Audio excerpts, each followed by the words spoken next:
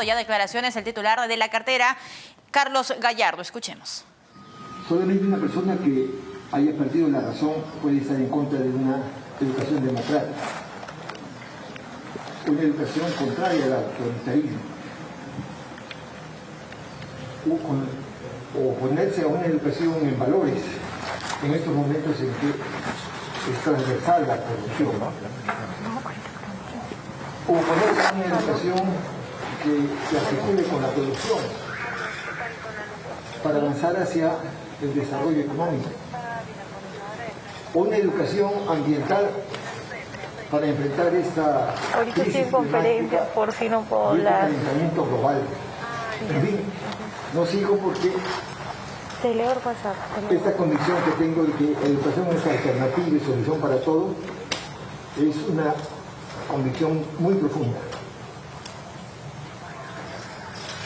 Y les digo que esta convicción se ha fortalecido cuando he visitado los cerros de Villa María del Triunfo. Allí he visto, he sentido y he aprendido que el mito de la educación, que la bandera social que es la educación, que la fe y la mística que se siente por la educación sigue.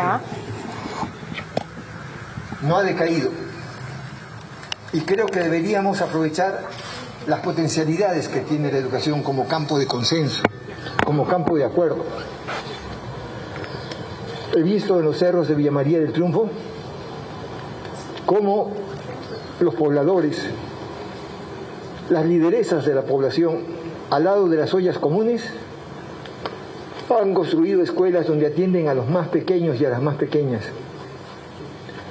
Allí confluyen en estos espacios que les denominan puntos de acuerdo, y son realmente puntos de acuerdo, porque trabajan juntos y avanzan juntos agentes y sujetos de la comunidad, las iglesias, las ONG, los maestros, las maestras, las autoridades locales, en fin, una serie de instituciones y personas preocupadas por la educación.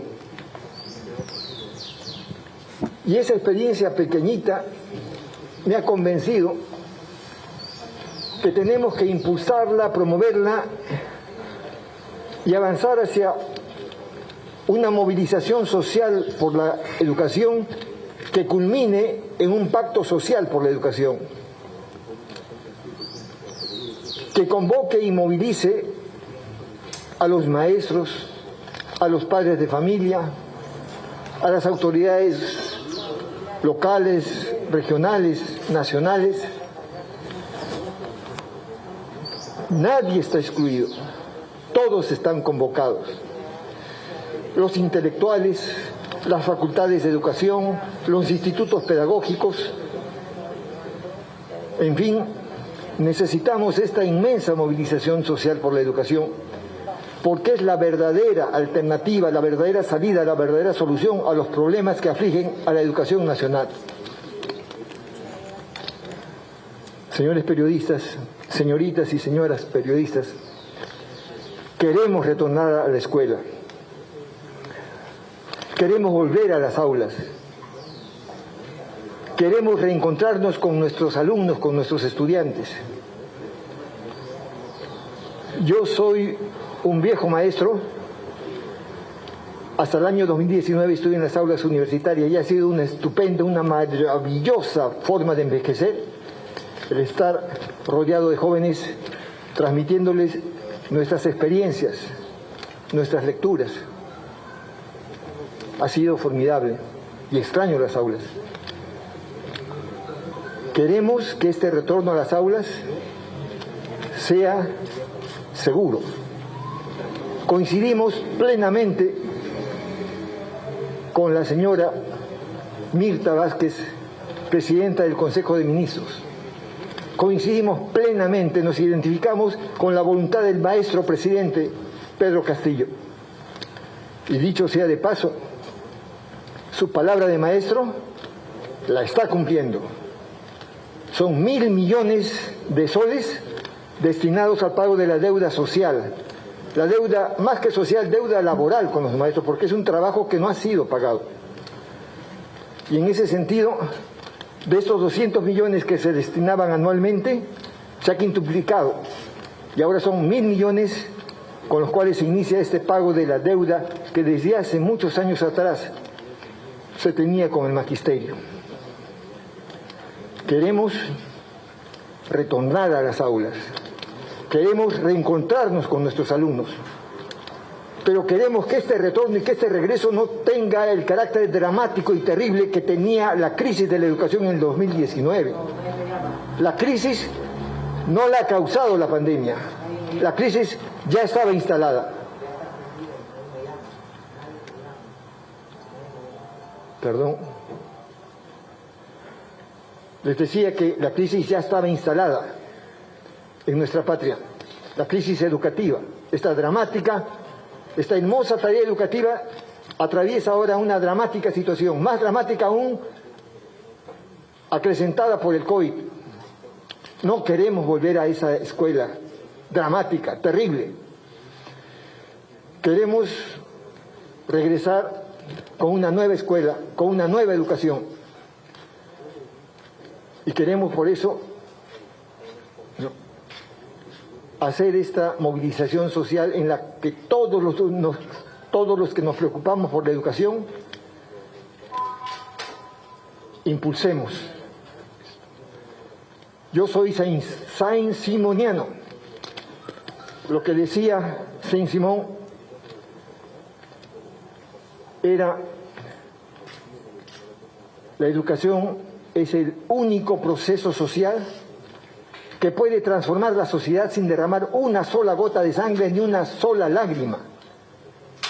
Queremos aprovechar esa potencialidad de la educación para hacer una nueva sociedad, contribuir a eso. Y por eso, señores periodistas, queremos que esta movilización social no venga desde arriba, no sea una resolución solamente ministerial. Queremos que cada escuela, con su comunidad educativa, con su director liderando este proceso, tenga su plan de retorno. Estamos coadyuvando, estamos contribuyendo a este retorno, con presupuestos, con dotación de kits higiénicos.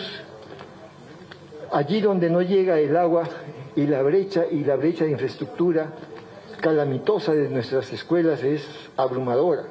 Son miles de escuelas que no tienen agua ni desagüe ni tienen la elemental luz eléctrica. Y la manera de superar esas carencias, esas dificultades, es el pacto social y es la movilización que nosotros hemos visto en los cerros de Villa María. Y no es una utopía, es una realidad concreta que estamos expectando, que estamos visionando. Les digo, insisto, repito, que todos estamos convocados, que nadie debe sentirse excluido. No somos amigos de privilegios para sectores sociales, pero si hay algún sector que merece ser privilegiado, y en eso coincidimos plenamente con el presidente, plenamente con la presidenta del Consejo de Ministros, es que los niños y las niñas del Perú deben ser ese sector privilegiado. Estamos propiciando nuevos contratos para adquirir más tablets. Estamos impulsando la conectividad. Y para esta conectividad necesitamos una disposición presupuestal, necesitamos una voluntad política que la tenemos, pero necesitamos también un apoyo ingenieril porque hay sitios sumamente complicados. El aprendo en casa, porque no llega la señal en algunos sitios, se ha transformado en aprendo en el cerro, aprendo en el árbol, buscando la conectividad. Y hay algunos lugares donde es imposible esta conectividad o va a demorar mucho que llegue allí la tecnología. Y entonces tenemos que trabajar con los recursos con los que hemos venido trabajando tradicionalmente. los impresos, los textos, los libros, los cuadernos de trabajo. No es la conectividad el fin supremo. El fin supremo, el objetivo central, el objetivo más importante es que los niños no pierdan los aprendizajes. Y esta cuestión de los aprendizajes perdidos y la pérdida de vidas que pudiera darse si no controláramos este retorno seguro es preocupante. Las dos cosas son importantes. Vamos a hablar entonces, los invito a que hablemos sobre educación, hablemos de educación. Yo soy un hombre pacífico, soy un hombre de paz. Ustedes, los invito a que cotejen mi historial. Ustedes tienen acceso a mi situación, los informes penales, judiciales, policiales. Los invito, se está mintiendo. Y en esta casa educativa, en este Ministerio de Educación, en este órgano rector de la educación, tenemos que afirmar los valores. El valor a la verdad, el valor a la objetividad, el valor a la sensibilidad social. Tenemos que impulsarlo. Yo los invito entonces a que dialoguemos y hablemos sobre educación. Muchas gracias. Ahora iniciaremos con la ronda de preguntas. Por favor, a los periodistas pueden utilizar el micrófono que se encuentra en la parte derecha de su ubicación. Por favor, mencionar su nombre y el medio que representa. Iniciamos con las preguntas. Ministro, ¿cómo está? Buenas tardes. Jorge Malvo, saluda de Latina Televisión. Estoy por acá. Ministro, tengo dos consultas, justamente una orientada al tema del retorno de las clases presenciales. Entiendo que la Premier, Mirta Vázquez ha dado, digamos, un plazo. Entendemos de que desde el sector se va a diseñar la política justamente para retornar justamente a la presencialidad de las clases. Ya se ha coordinado con el MINSA para adecuar los protocolos basados en la ciencia. Esto le comento porque ya las estadísticas a nivel internacional hablan y han demostrado que los colegios son seguros y además garantizan el bienestar integral de los niños. Entonces, más o menos para marzo del próximo año se garantiza el retorno al 99% de clases presenciales, como ha informado la Premier. Y mi segunda consulta tiene que ver, rememorando el año 2007, usted fue decano del Colegio de Profesores del Perú y usted presentó una acción de inconstitucionalidad a la ley del profesorado ante el TC, un pedido que finalmente se declaró infundado, y usted mencionó o sustentó de que la educación del servicio educativo esencial atente el ejercicio del derecho a la huelga, dando a entender de que la huelga, al menos en ese momento, era o tenía prioridad por sobre la educación o el servicio educativo esencial. Hoy, como ministro, ¿usted sigue pensando de la misma manera? Muchas gracias. Gracias, señor. Gracias, señor periodista, por la pregunta. Coincido plenamente con la ministra. La ministra nos ha dicho que las escuelas que vienen al margen de nuestras ordenanzas, al margen del acuerdo que tenemos que elaborar con el Ministerio de Salud, al margen de una normativa que todavía dificulta este retorno, que vamos a dejar de lado, que vamos a superar en todo caso.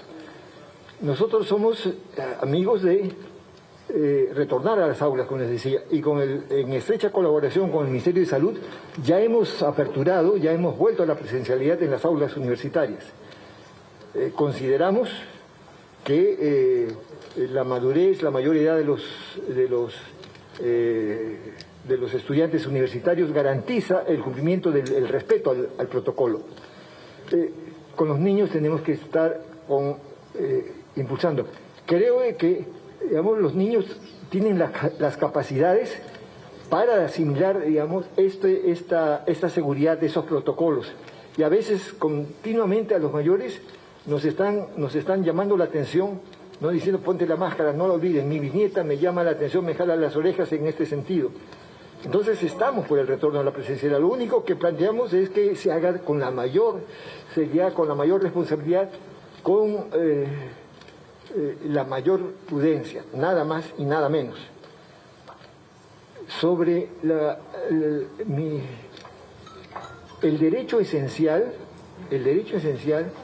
es un derecho que agrede la vida.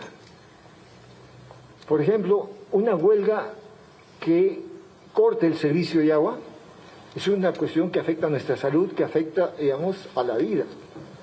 Una huelga del magisterio no tiene ese carácter. Es, vamos, extremadamente exagerado el considerarla, digamos, al mismo nivel de huelgas que pudieran, ¿no?, afectar la vida de las personas. Es extremadamente exagerado. No es posible ponerla al mismo nivel. No es justo ponerla como derecho esencial. Una huelga del magisterio que agreda la vida de las personas no es objetivo. Y entonces les digo que yo soy una persona que viene de una experiencia gremial, que viene de una experiencia sindical, y he defendido este derecho con firmeza, con energía. Pero creo de que, digamos, en la Ley General de Educación, que queremos, vamos, mejorarla definitivamente, hay puntos que siento que deben cuestionarse. El de la evaluación, por ejemplo. La evaluación nos parece que no está siendo considerada, estimada, apreciada como debe serlo. Hay maestros contratados que durante años se la pasan dando estos exámenes para ser evaluados. Y el aprobar estas pruebas, esta casuística de las pruebas, y su práctica en el aula ya los ha calificado. Eso es evaluación de desempeño en la práctica del aula. Su conducta, su ejercicio de la docencia en el aula ya los califica y deberían estar nombrados hace tiempo. Sin embargo, se les hace pasar por la vía crucis de la zozobra, de la incertidumbre de si van a trabajar o no van a tener trabajo este año. Nosotros vamos a propiciar el recorte, es decir, el número, los miles de profesores contratados tienen que ser, hay una buena proporción, vamos a avanzar con una disposición al respecto, que estas evaluaciones que se repiten año tras año para quienes han pasado la decena de evaluaciones, ya sean nombrados. Vamos a trabajar en ese sentido. Consideramos de que la evaluación tal como se está desarrollando es absolutamente descendente.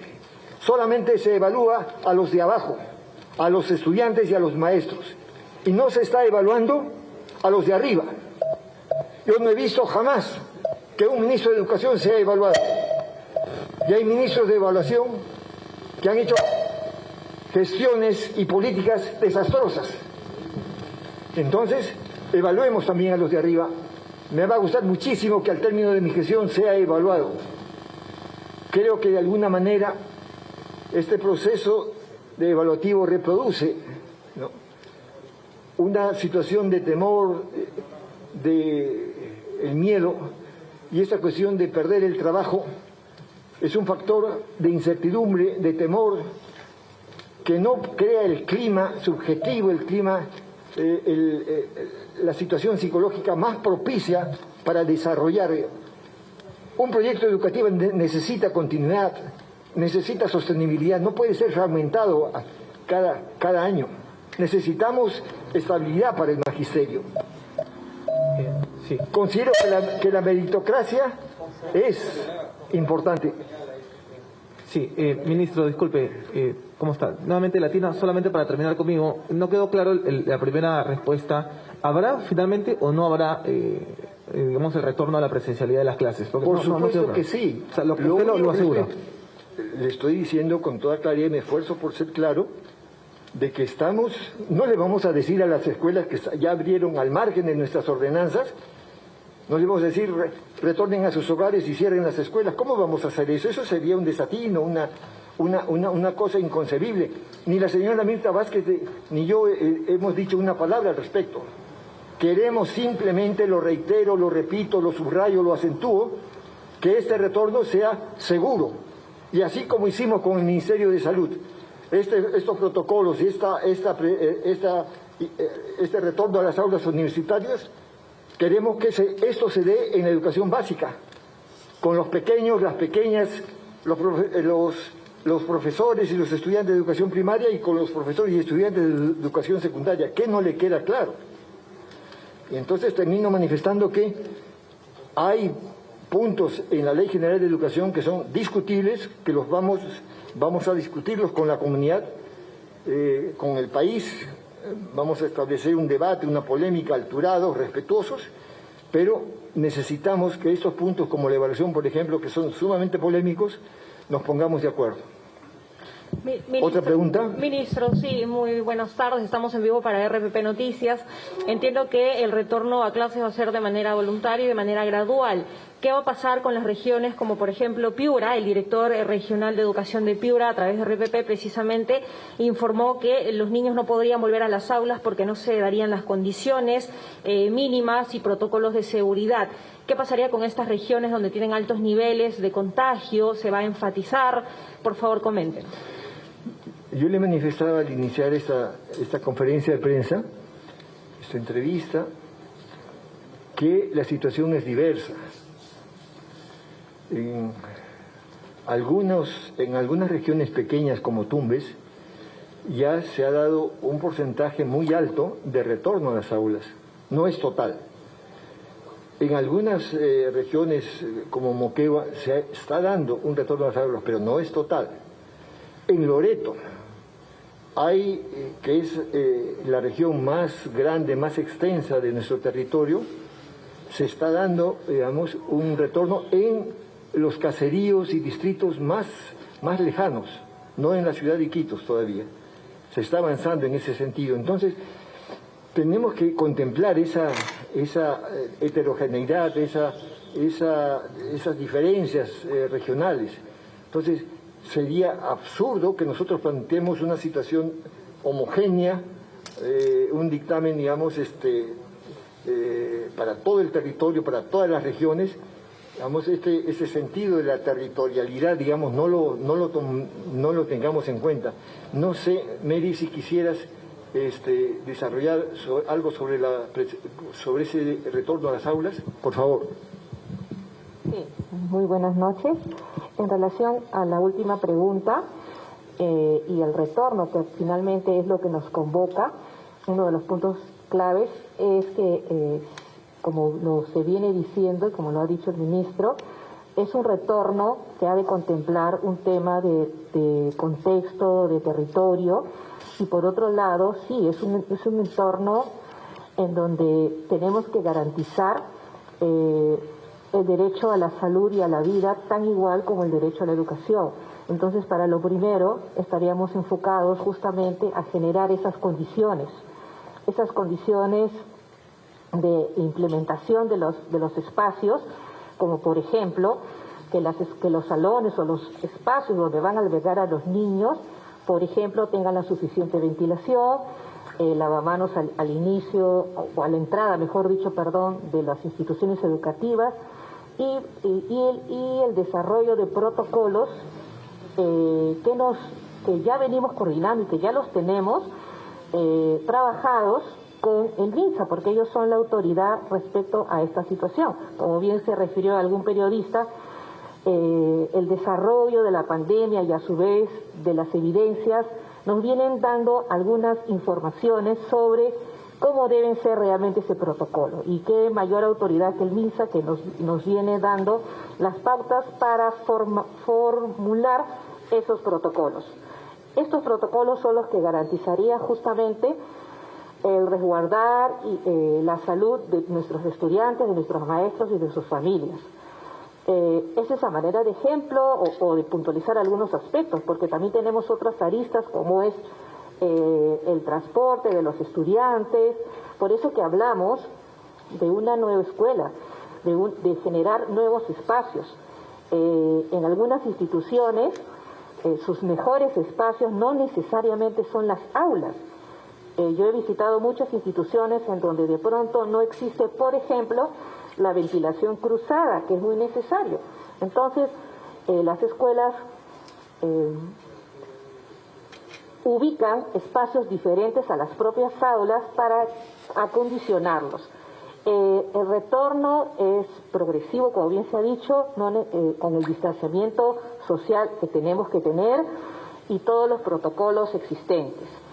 Y hablamos de un retorno a una escuela diferente, toda vez que, si bien es cierto, tenemos un currículo que desarrollar, pero finalmente esto ha de contextualizarse en función justamente a la realidad y a esos aprendizajes reales con los que van a regresar nuestros estudiantes. Posiblemente ellos vengan, aunque parezca mentira, van a venir mucho más fortalecidos en los aspectos sociales y emocionales, porque ellos se han tenido que enfrentar a una serie de situaciones, y son muchos de nuestros estudiantes que madurativamente han avanzado más, porque ustedes saben que los problemas y las situaciones difíciles nos fortalecen. Y posiblemente en otros aprendizajes más bien no, han tenido cierto atraso o cierto, no en el avance. Entonces vamos a trabajar sobre los aprendizajes reales. Por eso es de que el contexto ha de determinar esta forma de dar, esta forma de enseñar a los estudiantes, de dar la educación. Entonces tenemos a nuestros maestros, depositamos en ellos esta confianza que siempre ha existido, porque los maestros nos han demostrado a lo largo de toda la historia que han sabido pararse frente a los problemas y salir adelante. Ahora nuestros maestros saldrán a esa primera línea a enfrentarse, a atender a nuestros niños. Definitivamente se está previendo también garantizar también la seguridad de nuestros maestros.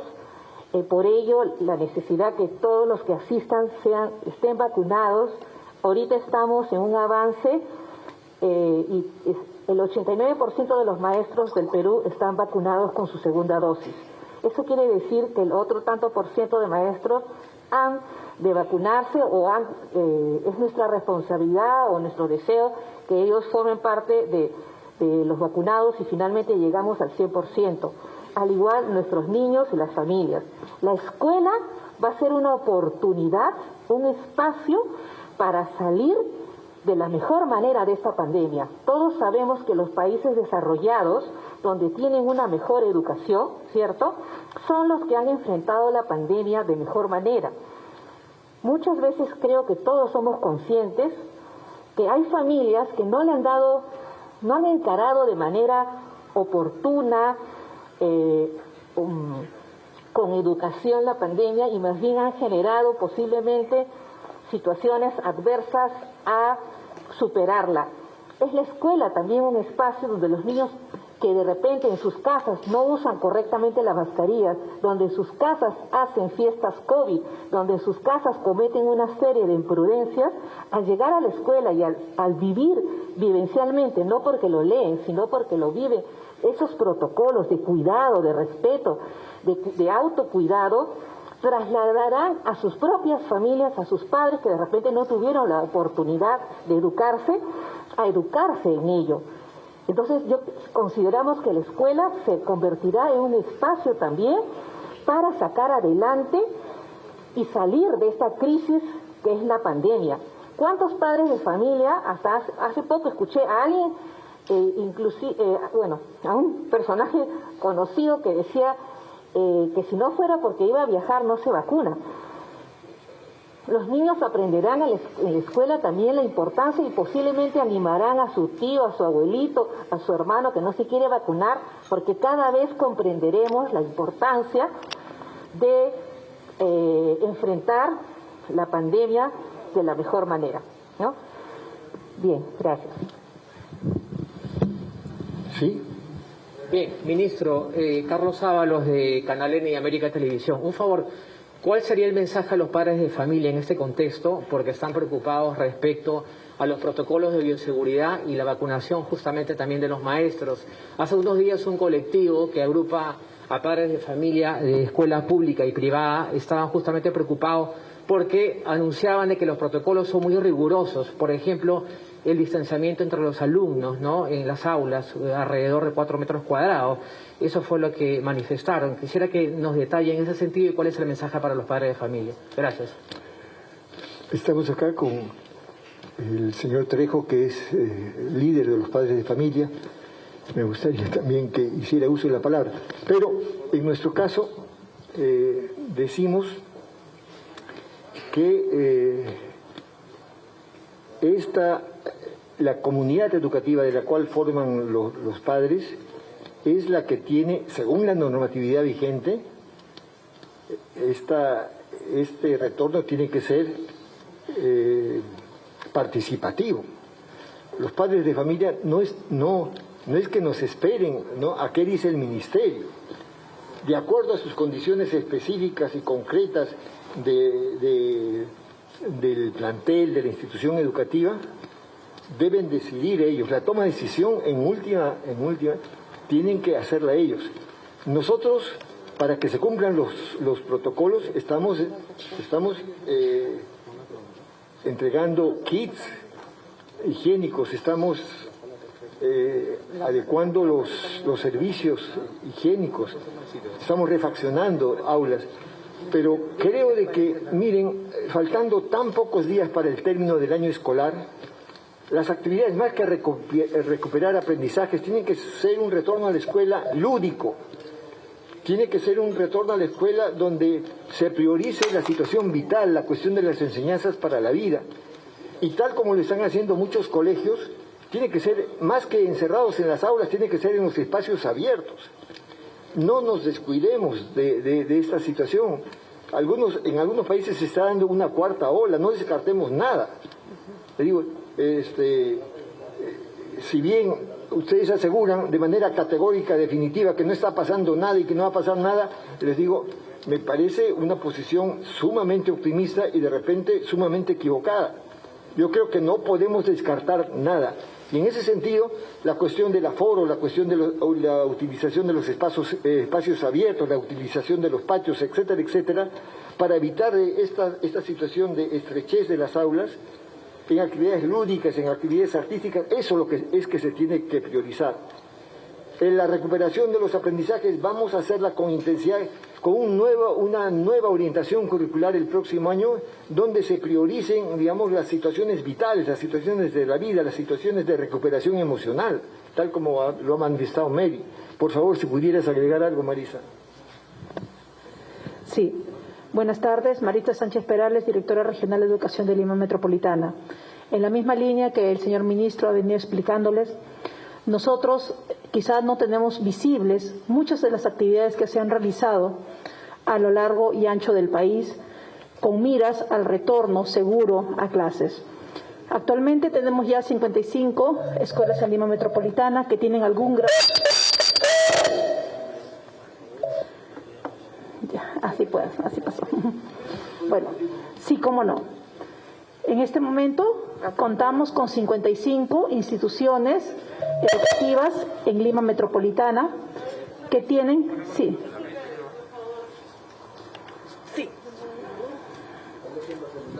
Sí, por favor. Disculpe la molestia. No es molestia. Las cosas tecnológicas son así. Perdón. Ahora, discúlpenme ustedes, porque esto es más que... Sí.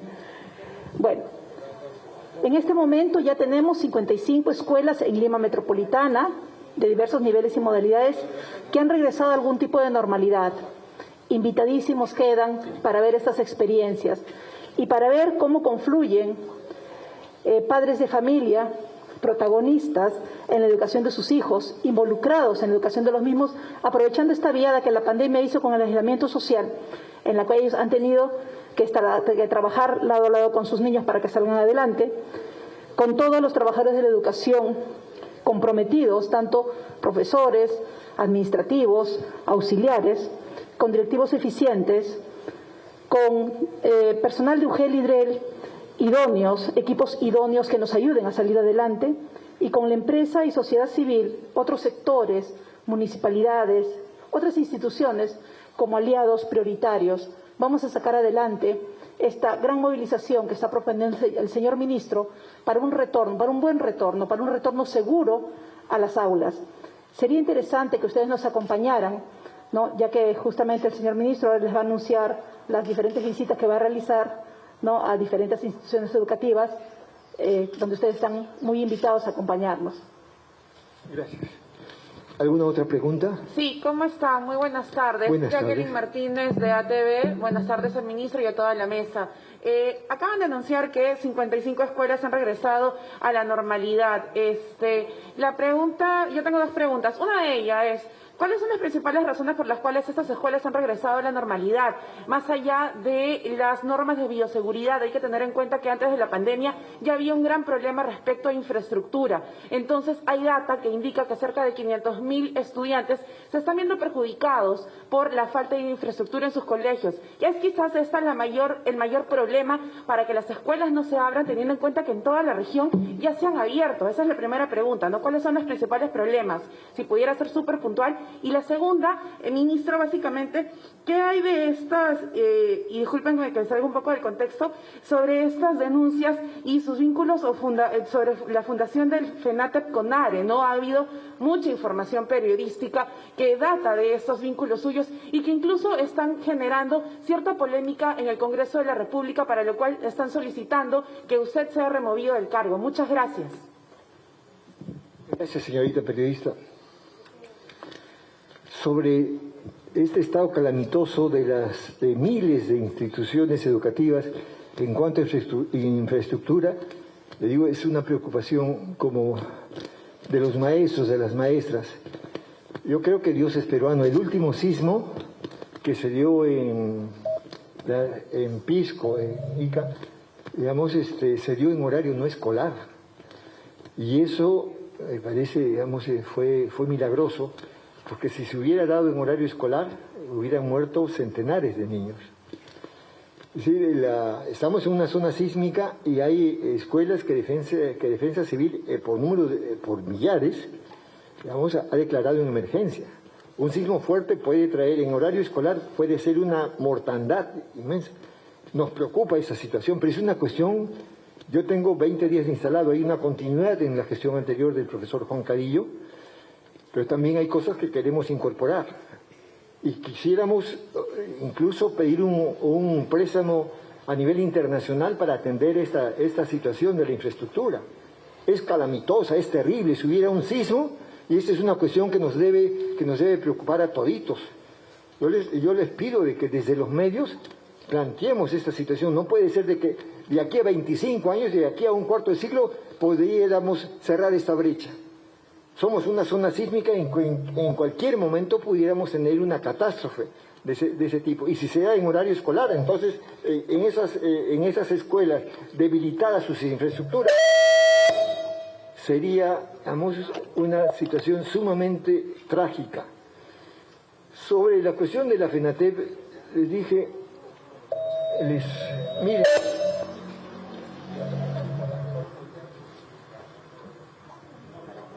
yo he sido, puedo proseguir, miren, yo he sido uno de los fundadores de SUTEP que expresaba esta ansia unitaria del sector magisterial, de los millares de maestros.